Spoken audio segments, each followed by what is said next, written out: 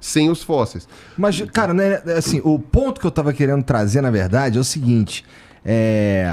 Dá pra colocar o design inteligente no mesmo balaio do terraplanismo, cara? Porque eu acho que não. Justamente porque, assim, dá pra gente ver que a Terra não é plana, Não, tá ligado? dá pra... Eu digo que não é a mesma coisa, mas não por esse motivo. Eu digo que não é a mesma coisa. Porque, assim... Eu vou falar agora, eu vou ter que responder depois, mas eu vou só falando um negócio. O design inteligente, da forma como ele se propõe, ele é uma pseudociência. A Terra plana, ela é mais do que isso. O terraplanismo é uma teoria da conspiração. Então são duas coisas. E aí a gente pode falar o quê, né? Tipo, sei lá, uma matilha é o coletivo de lobos. É verdade, a alcateia de cachorro. Não, a matilha de cachorro é a alcateia de lobo. Agora... foda-se. Enfim, tá. Uma manada é um coletivo de elefantes, sei lá, uma coisa assim. Então, a teoria da conspiração é o coletivo de pseudociências.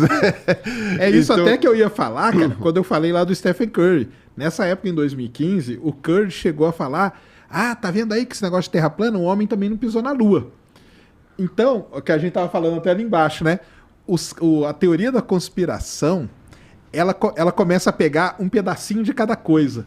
Ele fala, pô, esse negócio aqui é mesmo, cara, o homem não pisou na Lua. Pô, vou pegar esse negócio, mais um pouquinho aqui da Terra plana, mais um pouquinho ali do design inteligente. A Terra plana é a mãe de todos mesmo, né? Eu dou uma pitada na verdade, ela é a filha. Ela é uma filha de uma suruba gigantesca. Entendeu? Que ninguém sabe quem é o pai e a mãe, mas tipo... Até o segurança ali, ele tava falando comigo, falou assim, cara, mas e a Terra Oca? Aí eu falei, pô, a Terra Oca é uma teoria de conspiração muito anterior à Terra plana. E aí com a Terra plana, porque ou a Terra plana é oca, né? E é muito. Por isso que eu falei, o legal é a teoria da Terra cumbuca, porque aí você tem a metade redonda, metade plana, por dentro é oco, pronto, você fala mais isso. A Terra cumbuca, é essa que é... Mas é isso, cara. Os caras, eles vão e tem um diretor de cinema que é muito legal, que é o Robert, o do Moonfall aí agora, que é o mesmo do Godzilla, entendeu? O Godzilla, na verdade, ele é uma junção de várias teorias de conspiração. O Moonfall, que é um filme que passou aí há 2 anos atrás, também é um apanhado de pequenas pitadas de algumas teorias de conspiração. Então é isso aí mesmo. A Terra plana, ela se alimentou de várias coisinhas que estavam por aí. Pô, tem o negócio da Lua, tem o negócio da Terra... É que não dá pra ser terraplanista sem ser criacionista também. Exato, né? E sem negar um monte de coisas. Então é óbvio, se você é terraplanista, você vai ter...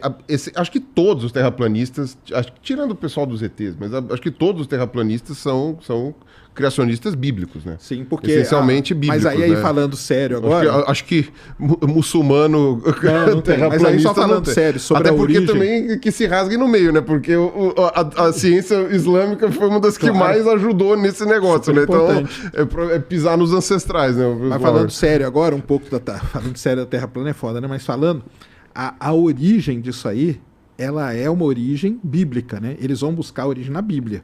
Entendeu? Porque dizem eles que lá está escrito que a Terra foi plana.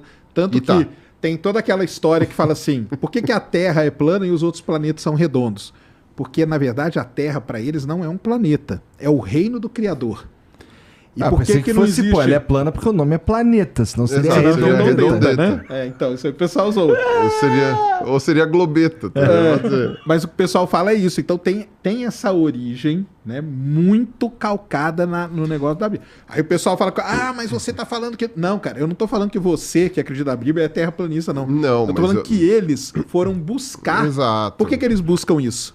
Porque numa discussão eles falam assim... Pô, tu vai refutar a Bíblia? Exatamente. É isso que já me falaram. Aí, ó, como você acredita nesse cara aí? Ele refuta a Bíblia, cara, a palavra do Criador, e você vai ficar a favor dele? Aí a gente entra na coisa. Quando entra na parte de religião, por que religião não é ciência? Por causa disso. Isso entra nessa questão.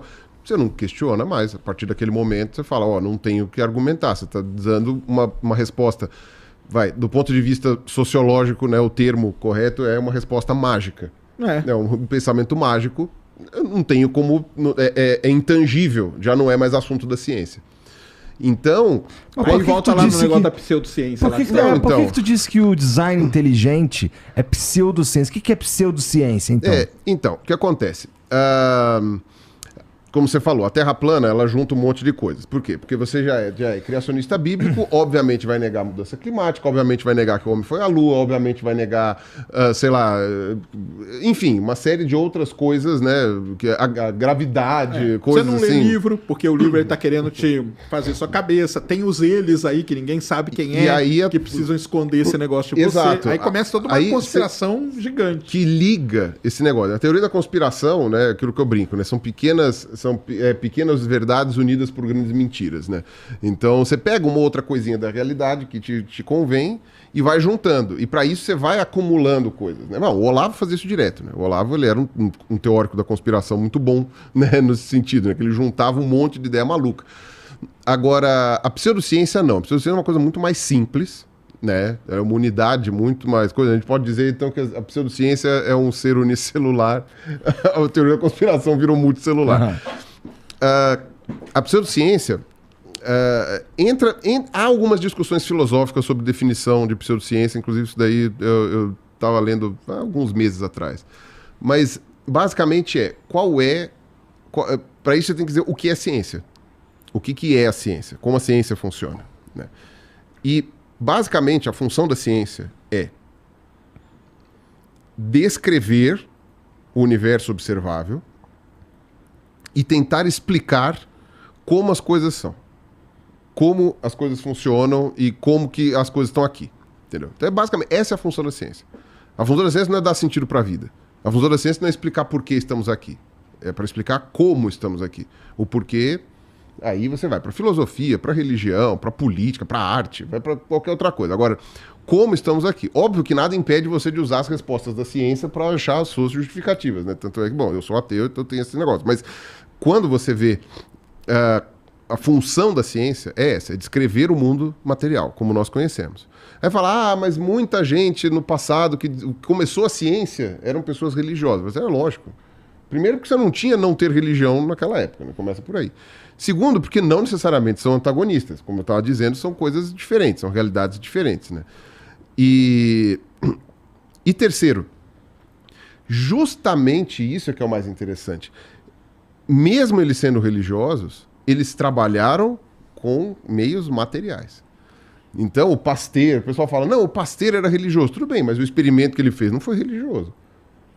Quando ele entortou o bico do tubo lá para ver se havia surgimento espontâneo de vida, mas ele tinha esterilizado com fogo e como a bactéria não conseguia passar pelo tubo todo enrolado, não aconteceu. Então, tipo, ele fez um teste que não teve nada de religioso ali. Aquele teste foi um teste muito... O Newton era um cara super religioso, não sei o quê. E realmente, inclusive, era um cara fanático religioso. Mas não tem Deus em nenhuma conta. Não é que não tem Deus. Aí quem acredita em Deus vai ver Deus em tudo. Mas estou falando assim, ele não apelou para Deus em nenhuma das contas que ele fez. E nenhuma das descrições que ele fez. Ele descreveu a gravitação universal, não sei o que lá, sem dizer que tipo, a Terra está pendurada no universo porque Deus quis. Ele falou, tudo bem, pode até ser que seja porque Deus quis. Mas como funciona? Funciona assim, assim. Como que Deus quis? Assim, assim, entendeu? Então, a lógica da ciência, ela é obrigatoriamente descritiva e ela precisa estar obrigatoriamente calcada no mundo material. Óbvio que tem coisas que são difíceis de você observar e difíceis de ver. Então tem várias... Dá para usar o exemplo das ondas gravitacionais, por exemplo. Você precisou chegar num nível tecnológico absurdo para você conseguir demonstrar algo que tinha sido proposto lá atrás. Antes de proporem a teoria da gravitação universal, da gravitação universal não, antes de proporem as ondas gravitacionais, ninguém sabia que existia. Mas existia. Estava por aqui. Então tem muita coisa que existe que a gente ainda não conhece. Porque ou a gente não propôs como ideia, ou não temos métodos ainda para poder observar. Quando o Alfred Wegener propôs que os continentes se mexiam, né, o pessoal achou que era... não vai bater palco, dar palco para maluco. Bater palma para maluco, né? O pessoal usa. Tempo, parece. Só que foi um tempo, demorou, ele só foi reconhecido pós-morte, né, o Wegener. Né? Tudo bem que o Wegener, ele realmente tinha parafusos a menos, mas ele estava certo, né? O importante é isso. E ele era um aventureiro, ele ia pro Ártico sem nada, fazia as coisas. O Wegener era um cara meio. Era aqueles aventureiros roots, assim mesmo, né? Morreu congelado, se não me engano. Acho que ele morreu congelado. Que merda, hein? Mas mas não era um bom aventureiro, né? Não, ele procura importante. Não é que era um bom aventureiro, cara. Pô, o cara fez o que tinha que fazer, mano. Pra o pessoal saber o que nós estamos falando, o Wegener foi o primeiro cara a propor que a Terra existem placas que se mexem, a deriva continental. O pessoal acha que isso é muito antigo, mas não é, cara. Isso 1915. 1915. Que ele propôs, né? Mas aí depois demorou um tempo como ainda. Demorou uns 40. Será que ele chegou a essa conclusão? Eu posso explicar. Isso eu sei. Então vai. Ele fez várias comparações. Bom, aí teria que ver qual era o background do Wegener, que aí eu não vou lembrar, porque ele tinha, obviamente, né, sempre, né, subindo em ombros de gigantes. Então o Wegener, ele tinha as ideias prévias de outros pesquisadores. Se não me engano, tinha algum russo, porque sempre tem um russo, né? Sempre tem. Naquela época os primeiros que propunham alguma coisa sempre tinha um russo. E aí o Wegener chegou e ele comparou. Primeiro, uma coisa bastante simples. Ele chegou e falou assim, olha, a costa da América do Sul encaixa direitinho na África. Cara, o recorte. Ele pegou os continentes e ele falou, olha, junta tudo bonitinho. Olha que interessante, eles encaixam. Isso é um argumento dos caras do design inteligente, inclusive. Pode ser. Mas aí, essa é retroativo, né? A lógica retroativa. Mas ele pode explicar depois isso. Mas, enfim, você tem essa questão, né, do negócio encaixa. Aí ele foi fazer outras comparações, né? Tipo, alguns fósseis que já eram conhecidos na época, tinham tanto na América do Sul quanto na África. Ele falou, pô, o negócio encaixa certinho, não sei o quê. E tinha mais algumas evidências. os próprios recortes geológicos, isso, né? Os próprios recortes geológicos que ele olhava e falava, pô, mas isso aqui tá igualzinho tem do lado de lá. Tem uma camada aqui que é igual do outro lado. Como isso aqui só podia estar junto, em algum momento isso aqui tava junto, cara. Só que o que acontece? Que é uma coisa muito complicada mesmo com quem geralmente é o primeiro a propor uma ideia. A explicação que ele propôs, né, era uma explicação que não era ideal, não era mais adequada. A gente pode fazer um exemplo do ponto de vista de evolução com o Lamarck. Lamarck teve uma ideia fantástica, mas a explicação que ele deu não estava bem correta. E aí também foi tirado de maluco, né? Lamarck também morreu na miséria. Aí só vamos lembrar que o Wegener, cara, é aquilo lá que a gente fala. Ele propôs isso, cara, lá no começo dos anos 1900, entendeu? Ele propôs. Não estava ainda comprovado. Isso aí demorou décadas, cara. 50, 40 anos para poder ser comprovado. E quando o Wegener propôs a ideia dele, estavam começando os testes radioisotópicos de datação. Estavam começando lá. Né, o Holmes lá, não lembro agora o nome do cara lá, que ele foi um dos primeiros a fazer as datações radioisotópicas e tal. Então o pessoal estava ainda fazendo métodos comparativos, tentando entender se os cálculos estavam corretos, tal, um negócio assim. Isso só foi bem estabelecido e as pessoas começaram a usar com mais amplitude lá pela década de 40, alguma coisa assim, 40, 50.